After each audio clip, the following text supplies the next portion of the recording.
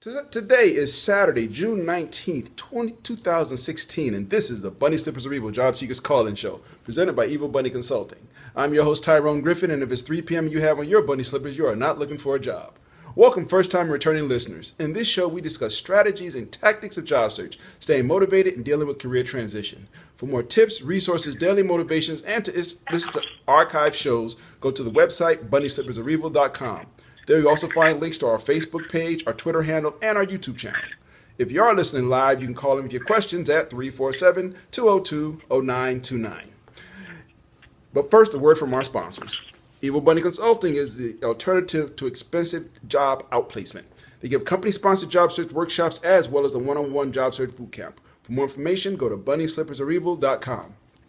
Resume Edit is a high-quality resume writing company of certified resume writers, starting at just $35. You can find them online at resume4edit.com or call 404-860-2473. Be sure to tell them you heard about them on the Bunny Slippers of Evil Job Seekers podcast. Let 3dresumes.net turn your resume into a web page with a customized domain for 12 months for only $30. Help hiring managers and recruiters find you, make your resume available 24/7, and get a professional email address just for your job search. You can see my online resume at tyronegriffin.com, and for more information on how to get your own, go to 3dresumes.net. If you are thinking or about to look for a job in today's world, you will find a new reality in the job search process. The world has changed. Job search today is much more complicated than 5 years ago. Volumes of resumes, more applicant screening systems, depersonalized applications, panel interviews, team hiring, long, complicated applications, branding, and social media. Yes, the world has changed. But are you still trying yesterday's approach? Why struggle and miss out on today's opportunities? Career Oyster is here to help. Great coaches, the latest resources, unique strategies personally tailored to your job search. Find out the new reality and how you can prevent costly mistakes. To register for a free 45-minute private session with head coach Howard Caddy, go to careeroyster.com. Find out the facts now. You'll be glad you did. Remember their motto, the world is your oyster, be the pearl. Well, good morning, everybody, and thank you for tuning in. We have a special guest this week. But first, before we go there, I want to wish everybody a happy Father's Day. And I hope you, and women included, if you are acting as a mother and father, I wish you a happy Father's Day also. And I hope you have a safe, productive, and healthy day. With that, we're going to jump right to our show. This week, we have a special guest. Her name is ShirJuanda Woodson. And if you've seen the bounce videos on YouTube or Facebook, you know her. ShirJuanda, are you there? I'm here. Good morning, and thanks for tuning in. Thank you for having me. Good morning to you, too. Well, first, we're going to just jump right into it, but the first question is the most important. Why are you using music from my generation for your generation? That's a really good question. Well, actually, I'm an old school baby. I'm the youngest on my mother's side for, everything, granddaughter, niece, and all that good stuff. And so I grew up on the old school music. Although I was born in the 90s, I didn't necessarily grow up in the 90s era of music, but because I have so many older cousins, that's the music I grew up on. So for me, that's the first thing I ever heard. Well, yeah, and I totally understand because I have right now about 50 Motown albums in my basement that when I was growing up, that's what my mother played. So that's, I totally get it. Before I go further, I just want to say I love the videos. I absolutely love both of them. Thank you so much. Really, you think about how much work is it to choreograph, and how many dancers? There's got to be about 30 or 40 dancers. Let's see. The first video, there were we had about 15. Mm-hmm. The second video, I had 25. Wow. So it's jumped. And the process was really actually very smooth. And I think it was mainly because I put my heart into it fully instead of just thinking of it as an idea that I just had and wanted to, bring it to fruition. But it really was something I took to heart and that made a big difference. Well, I tell you, it's very unique in that, at least for me, I had never seen so many people on such. I mean, okay, let me be honest. I watched it the first time. I watched it about 4 times. I really did, and I just kept watching it, going, "How did they really? Wow!" And kudos to whoever your production crew is as well. As far as the video, I know how hard video is, and I mean, it was crazy. I mean, the process was really smooth. For both videos in itself, we had 2 rehearsals only the week of. I did the first video was about an hour and a half rehearsal. 2 times during that week. We had rehearsal Thursday, Friday, and we shot it on Saturday. That was Bounce House Party, and then Bounce Family Cookout. We had 2 rehearsals as well, and they were about 2 hours each. And then we shot, like I said, that Saturday. Now, did you do this like Spike Lee style? Like you remember he did a movie. You won't remember, but you probably heard the movie She's Gotta Have It. Yeah. And how he just basically, just like didn't get permission. He just ran around filming it wherever he had to. Yeah. So, so the first video, which a lot of people don't know, but the first video, which was based out of Los Angeles, California, where I live, the first video was actually shot in my house. You don't have any furniture. I'm telling you, when I said I cleared out, I woke up that morning, I cleared out everything, I set everything up so that I would have the perfect angles, all that good stuff. That was all in my house, which was kind of something I cherished the most because I didn't know I developed it where I thought about it. So that was awesome. And then the second video, Bounce Party 2, Bounce Family Cookout, was amazing because I actually shot it at Skyline Ranch in Lancaster, Texas, and that was actually my friend's ranch. His family owns that ranch, and so it was just like being able to be surrounded by people that support my vision, but also, I guess, cheer me on in so many ways. And we've been friends since middle school, and his family was so open to just allowing me to use the space and use it to its fullest. And, I'm very thankful for that because at the same time, I was able to present, their land and where we were at and show them the beauty of Texas. Everything's bigger in Texas. So I had to do it 2 times bigger. Wow. Well, I tell you, it was absolutely, you did a really nice job of showing their land. So let me ask you. Thank you. So the one in Texas, so you had to go down to Texas and do auditions and everything there. So, yes. So the first video, Bounce House Party, I actually did not audition. Funny story is that Bounce House Party was actually a birthday gift to myself. I shot it a week or 2 before my birthday, and I released it on my birthday. And so Bounce House Party was just simply asking friends, hey, I really want to shoot this video. I got some ideas. I want to do this 90s throwback video. I really miss the 90s. That was like my phrase. I really miss the 90s.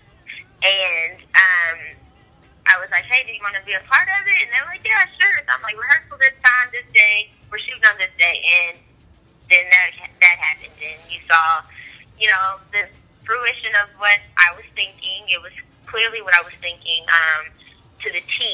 And the crazy thing is I was like, okay, this is a birthday gift to myself. And then it developed into, oh, this is really something I just want to be able to spend time with friends and, enjoy the moment. I had just moved to LA in October, so this was really something big for me to do, not being, known out here in California. And then it became my silent prayer of simply, I just want to let the world know that they can smile. You can smile, you can smile. You don't have to forget the past. You can look back at the past and realize where you came from, where you're going, and just smile. And I have a passion for music. My dad's a bass player. My brother's a drummer. My mom's a singer. And so for me, I've been surrounded by that so much that to be able to spend that moment and go back in time for just a little bit and enjoy it, it was amazing. So when I went to Texas, Texas was, okay, let's post this flyer and say you're having auditions. And I went to Texas and had an audition, and they showed up and showed out, and we had Bounce Party 2, Bounce Family Cookout. Well, I tell you, like I said, I watched them, and I watched the first one about 5 times in a row. You know, and now let me ask you this question. This is a good one. What if you had a friend that didn't know how to dance? What did you do? Wow, that's so funny. In the first video, there were about 4 or 5 people that weren't dancers. Uh-huh. And you wouldn't know because they blended in so well. They worked hard, but I tell people all the time, it really was about the fun. Right. So, if you could do it, you could do it. If you wanted just to freestyle and just be you, be you. And I think that was the best part about it, is knowing that not everybody was a dancer, and it was just simply about the moment. But I always tell people all the time, you could have been in it even if you aren't a dancer. We would have made it work. Well, I will say you really did make it work. Part of me was like, man, if I was 20 years younger, I could do them moves, But no, it was I appreciated the creativity of picking, because it's easy to go pick, say, a Jay-Z song, okay, this is my music bias. Current music, I don't think is as good as the music that I grew up with, which is Boyz II Men. Agreed. Back in those days, we used to dance. We went to a club, we danced. Nowadays, I'm down in Atlanta, and we have a thing called Old School Saturdays, and I went to an Old School Saturday party a couple of years ago, and it was just. It was okay. You couldn't hear the music, number one, because people. Okay, you're a dancer choreographer. You know the difference between loud music and clear music. Yes. Just because it's loud doesn't mean it's clear. And it was nobody was really dancing. Everybody was just standing around trying to be cool. And I'm like, I came to dance. So, but no, like I said, when I saw it, it was the creativity of it is what got me. So let me stop fawning over how creative it is. Let's talk about you. How did you get your start in music, or what, in dance and things like that? What was it that got you into that? I didn't want to be a cheerleader. I didn't want to do the typical. But no, I actually started dancing at a very young age, age 5. We had just moved to Dallas, and there was a recreational class for the toddlers in, the preschool with a lady named Stacia. And she had a studio called Stacia School of Dance in Texas, in Dallas specifically. And my aunt told my mom and dad, put her in something. Y'all just moved here. Put her in something to do. My brother was playing flag football and pee-wee football and all that stuff. Mm-hmm. And so we're 4 years apart, and, they were like, okay, well, just give her something to do. Give her something to occupy her time. I mean, a lot of parents think putting a kid in something young is not allowing them to have the opportunity to be a kid. But for me, I think I had everything I wanted as a kid because of dance. Mm-hmm. Being able to meet new people, discover new things, use my brain, and use the creation I had, my imagination, all that good stuff. So they put me in Stacey's class at the school, and I tried it out, and I loved it. And so my mom was like, well, just take her to the studio and, give her the opportunity to try out a real class, not just the school class for her school friends. And I went to the studio, and I think I was probably in regular recreational classes for maybe a week and a half, and then I joined the competition team at the age of 5. Nice. Okay. Well. And then from there, age of 6, I started dancing with Debbie Allen. Mm-hmm. She had a 2-week intensive in Texas, and each summer me and my cousin would go to that, and that kind of just continued on for years. And I did Debbie Allen's Dance Institute, that's what it was called, Debbie Allen's Dance Institute in Texas, Fort Worth, Texas, up until I was 18. until my senior year in high school. And in the midst of all of that, in the summer, some summers I would do Debbie Allen, Texas, and then go to Joffrey Ballet School when I was 12. 12. Joffrey Ballet School is month intensive in New York.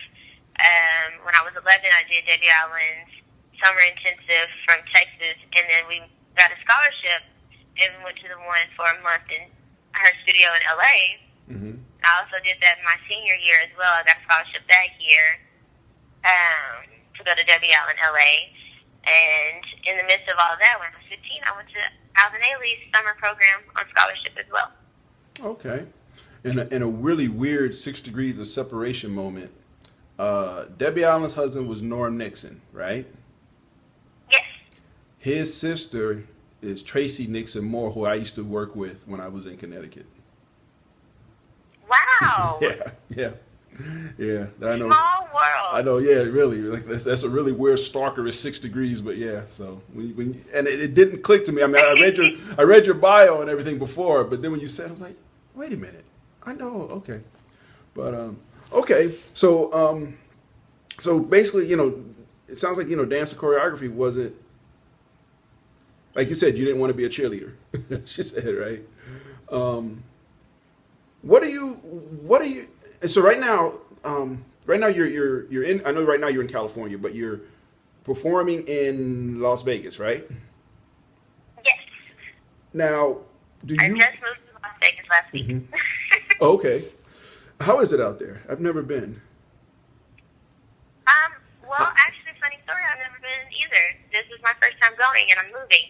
Okay. I moved. That's the crazy part. But it really isn't that. I mean, it's the desert. Mm-hmm. It's not a state I expected to ever live in. Mm-hmm. But I'm a military kid, so me Okay. moving around is really nothing. Discovering new things. I like it. I like that it's different. Mm-hmm. It's very suburban. Houses look the same. Mm-hmm. It's very, very wide, very open. Yeah. But I will say it's something I'm willing to discover and, see why everybody's so excited about Vegas. I mean, I'm performing on the Strip, but Okay. I'm not necessarily staying that way, so I get to, move around, get to learn neighborhoods, Okay. in different areas. Do you want to share where you're working there? Or? Yes, I'll be working with Cherry Boom Boom. It's a new show coming from LA to Vegas. Okay. And it is at the Tropicana, Las Vegas. Oh, okay. So now let me ask you this question: as a dancer, I'm assuming you've probably gone on your share of auditions that didn't pan out. We'll say where you didn't get the role or roles that you were seeking. How did you deal with that?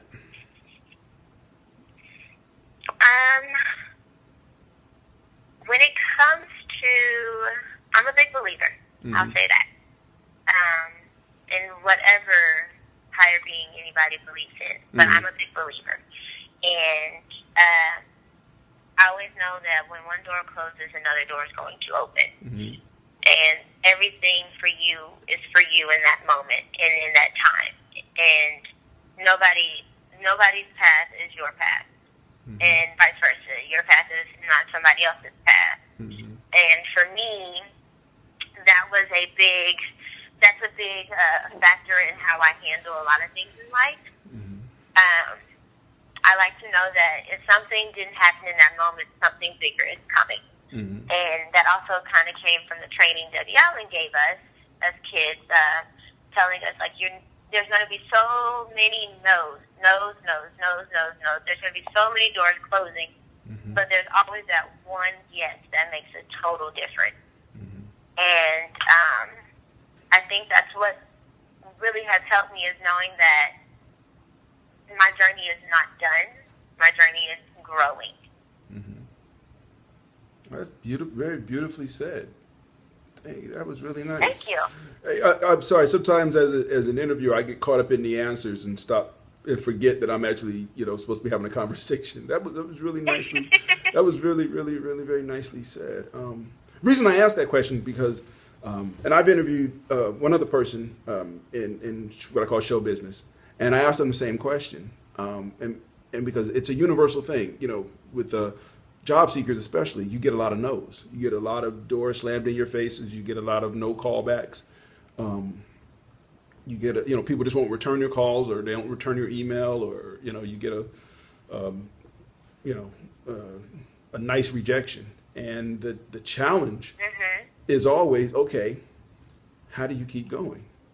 And particularly people in show business, it's like, for lack of a better term, it's like a way of life. Getting rejected. Because you're constantly going on auditions.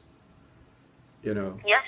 At least people in quote the working world, you get a job and you stay there for a while, and you don't, because I'm assuming with people in performers, you're working, but you're also looking at other opportunities as well. Like, okay, in your case, you're a choreographer and a dancer. Let me ask you this: which one do you like most? I'm not saying which one would you, if you had to give up one, but where does your passion lie? Performing. Okay. Performing. I actually never thought I was going to choreograph. I thought I was just going to be a performer, make somebody else's vision come to life. And I always say, when you tell God, you're not going to do something, He goes, all right, I'll show you. Right. It's like, you're going to do it sooner or later. Either, you're going to do it. So yeah, that is a lot of wisdom for somebody as young as you. And I don't mean that in a derogatory way. I don't know how old you are, but you said you were born in the 90s, so that gives me a general idea. You're way younger than me. We'll leave it at that. I am 23. You didn't have to say it. Now I feel bad. Oh, no, it's fine. I like the world to know I'm young. I'm older than you. Now I feel bad. No, I'm just kidding. No. No, but you really have a lot of wisdom for somebody at such a young age, and it's very admirable. Like I said, when I saw the first video, I was like, how do you conceive something like that? And not just the dancing, but just here's a song I want.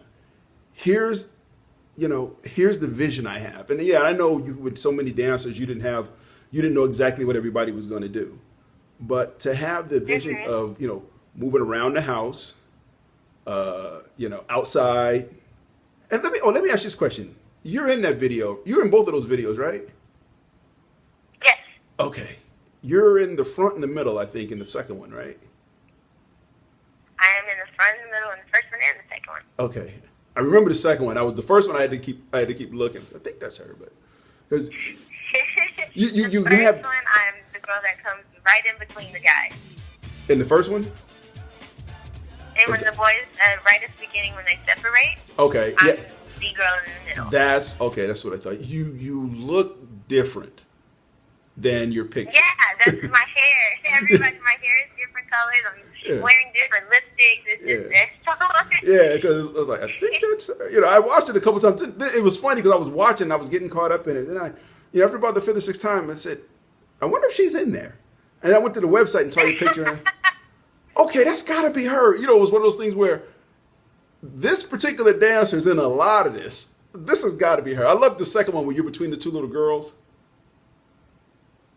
Oh my goodness, they are so adorable.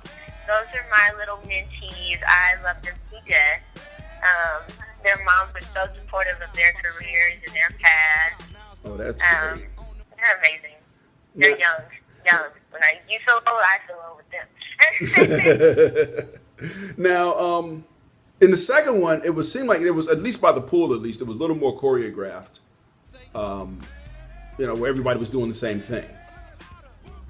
Mm-hmm. Now, how many practices did you have for that second video? 2. And we never did them. They didn't see the land till the day of. Wow. See, that's what cracks me up when you hear about, music videos or just movies in general that take months and months of filming, or a scene, a 2-minute scene that takes a whole day to film, and then I see you say we had 2 rehearsals and we just shot it, and it's like, yep, really? I mean, there's something to be said for, and I'm not saying yours wasn't perfect, but I'm saying I think sometimes we we tend to want to make everything totally perfect. And it was the law of diminishing returns. If it's 90% of, if it took you, 2 practices to get it to 90%, to get to 100%, it might take you another 6 practices. Is it worth it? I don't know. I don't know if I'm saying that right. Mm-hmm.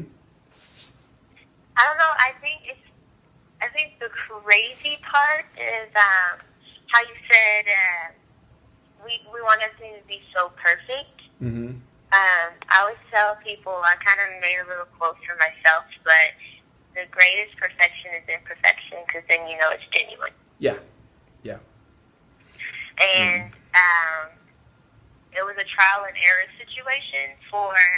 I mean, when I say trial and error, not in a bad way, Right.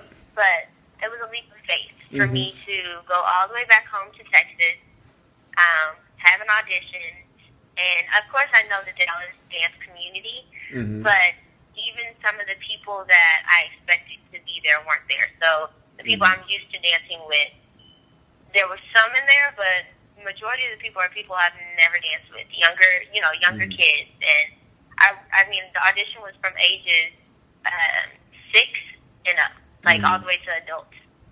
Okay. And it was an open opportunity for adults to be in it as well, like older adults, the OGs, and everything. And it was crazy because I said, I was a little down, like the people I expected to be there weren't there, but the greatest perfection is imperfection because it's more genuine. So all the people that did come and the thoughts I've had were changed by genuine people coming just wanting to work with me. That again. And so that was an eye-opener in itself. Well, again, that was very, very well said. And I really got caught up in your answer again and forgot what I was going to say next. We got about 2.5 minutes left, and I want to give you some time. What do you? I know you told me what your current dancing is, but what do you got coming up on the horizon that you want to that you might want to talk about? I'm looking at doing another bounce party. Okay. That's in the thought process. Mm-hmm. I'm not going to give any hints of what the theme will be, but it definitely is still 90s. Well, if you happen to come to the ATL and need some old heads, let me know. You know what? I've had so many people, Washington D.C., people in Washington, D.C. have asked me. I've had people in London ask me to come. I mean, there's so many people that want to be a part of it that I'm actually thinking about doing a tutorial video for both videos, breaking it down. Okay. And, people can use that as a workout. They can use it as just learning the choreography. But I'm also thinking about doing a challenge and giving out, a few prizes. And I'm about community and giving back. And so, Ooh, quick question. Was it expensive? You don't need to give me the numbers, but was it expensive to do these videos? No. So the videographer is actually my friend, John Gifted Jimenez. He is also from Texas and from Dallas. And he 90 seconds as well. So on the first video, he shot that one here in LA, and I actually flew him back. I flew him back to Texas to do the second one because I said, everybody knows your quality of work, and I don't really want to work with anybody else's decision. And so he's now a part of my team. I'm building up my team, so he's definitely my videographer. Well, shout out to him. And directed. Well, shout out to him because he's great. John. Yeah, he did a great job. Amazing. 60 seconds. Ooh, I'm sorry, you weren't supposed to hear that announcement. But I got about a minute left, but I want to answer. I apologize. See, most people, you don't hear that when I got my headphones on, but today I'm doing it on the speaker. I got a real important question to ask you. This is the most important question I got to ask you. Will you come back? If time permits. I will. Okay. All right, because I might reach out to you again. After your next project drops, let's talk again. Sounds great. I'm all for that. Okay. Well, I will try to keep in touch with you just because I think you're a very fascinating and bright young person. We got about 20 seconds left. Thank you so much. I truly I thank you for the videos, number one, for the creativity, for the drive, and I mostly thank you for coming on here. This has been great. So with that, I'm going to end the show, and I'll be in touch with you. Okay. All right. for having me. Okay, you take care. Bye-bye.